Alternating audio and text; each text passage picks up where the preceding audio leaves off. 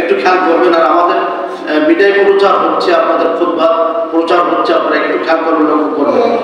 এই যে জান্নাতুল মাওয়াটা, গত কোরবায় একটা জান্নাতের বর্ণনা দিয়েছিলাম। আজকে যে জান্নাতুল মাওয়াটা, এটা আল্লাহ তাআলা আসমানও রাখবেন না, জমিনও রাখবেন না, ঝুলন্ত একটি জান্নাতের বাগানের নাম হচ্ছে জান্নাতুল মাওয়া।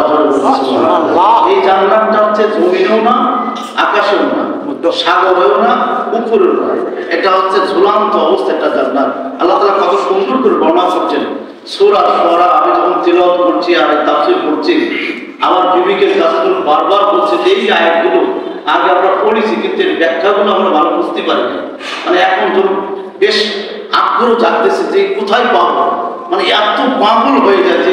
আল্লাহ তাআলা কত সুন্দর করে উপস্থাপন করেছেন, কত সুন্দর করে এই কথাগুলো বলেছে কোরআনের ভিতরে, অথচ মুসলমান আমরা কোরআনের দিকে জানি না। কোন বিশ্বাস কি বলেছে, কোন মুরব্বী কি বলেছে, কোন বুজুর্গ কি বলেছে, আর বুজুর্গ তো বানাই বলতেও পারে, কথা বলেন, কিন্তু কোরআনে তো বানাবার সুযোগ না। এর জন্য word to word, meanings to meanings আমরা যখন, বিশেষ করে আমরা যখন ছাত্র ছিলাম কামেলে, আমরা আলিয়াতে ক্লাস করতাম বিশেষ করে, তা ওস্তাদ বলতেন যে চেষ্টা করবা ওয়ার্ড টু ওয়ার্ড মানুষের কাছে একটু পৌঁছে দেওয়া, তাহলে তাদের ভিতরে একটু হলে কোরআনের জ্ঞানটা ঢুকবে। এটা তো সঠিক কথা। সেই জন্য আমরা আমাদের এদিকে খেয়াল করে আমরা চলে যাচ্ছি আলোচনার দিকে। আমার সঙ্গে বলুন, বিসমিল্লাহির রহমানির রহিম।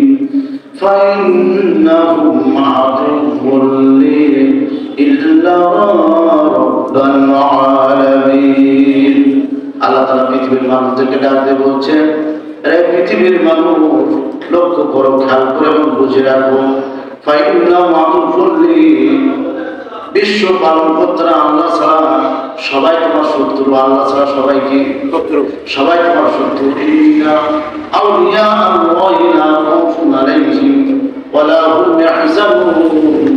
ওই আল্লাহ যদি কারোর বন্ধু হয় তার কোনো ভয় নাই, দুশ্চিন্তা নাই। আল্লাহ বন্ধু সবাইকে আমরা চাই, আল্লাহ কেমন বন্ধু। এবার আল্লাহ সূরা শুআরা 75 নম্বর আয়াতের মাথায় বলছেন, আল্লাযী খালাকানি আল্লাযী খালাকানি ফাহুয়া ইয়াহদিন।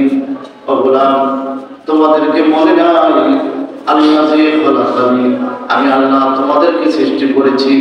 আমাদের সৃষ্টি করেছেন কে? আল্লাহ। আল্লাযী খালাকানি, আমি সৃষ্টি করেছি।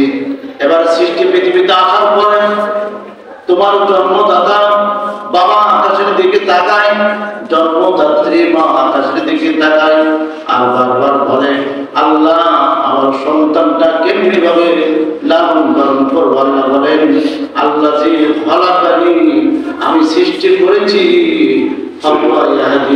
আর হিদায়াত দিয়ে তোমার সন্তানটা তুমি কিভাবে লালন পালন করবা, আর ওই সন্তান করবে পৃথিবীর বুকে কিভাবে চলাফেরা করবে, এই বিধান আমি আল্লাহ তাআলা কোরআনে নাযিল করে দিয়েছি।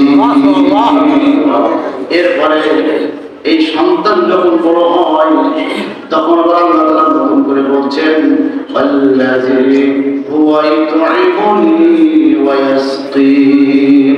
আল্লাহু আকবার। আল্লাহ বলেন, আল্লাযী হুয়া ইউতঈমুনি, গোলাম তোমার কি মনে নাই খোদা যখন লেগেছে, কোথাও কোনো খাদ্য নাই, একদিন না খেয়ে তুমি আছো, আমি আল্লাহ তাআলা গায়বের মদত দিয়ে তোমাকে খাদ্যের ব্যবস্থা করে দিই।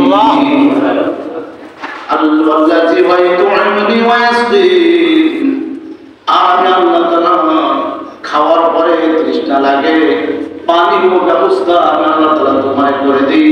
পানিবিহীন জীবনযাপন তোমাকে আমি করতে দেই না, এটা আমি আল্লাহ আমার কুদরত। আল্লাযী ইউতঈমুনি, আজকে তোমাকে খাদ্য দিই, খাওয়ার পরে গলায় বেঁধে না যায়, খাদ্য মালিকের জানা হয়, এই জন্য আমি আল্লাহ তাআলা জান্নাতের পানির ব্যবস্থা করি। এটা আল্লাহ করে নাই, এগুলো কি বিশ্বাস হয়? এরপর আল্লাহ তাআলা বলছেন, ওয়াইদা মারিতু ফাহুয়া ইয়াশফিন, আল্লাহ অসুস্থ হয়ে গেছি, রোগ আর ভালো হয় না, কঠিন বিপদে আছি, এই ছোট্ট একটা কথা বলি।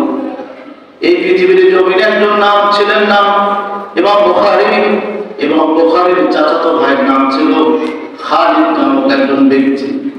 আল্লাহ বলে ছিলেন, দুই চোখ বন্ধ হয়ে গেছে, দুইটা হাত দিয়ে নাড়াতে পারে না।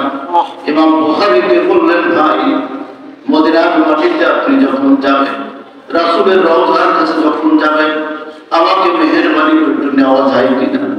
ইমাম বুখারী বললেন, খালিদ আমি তোমার নিয়ে যাব, চলো চলো যাই। নবীজির দরবারে চলে যায়, নবীর রওজার কাছে যে রওজায় একটু সালাম জানিয়ে সূরা ইয়াসিন তেলাওয়াত করে কাবার চত্বরে দাঁড়িয়ে দাঁড়িয়ে আল্লাহকে বলেন, আল্লাহ আমার খুব মন চাচ্ছে সূরা ইয়াসিনটা কোরআন শরীফ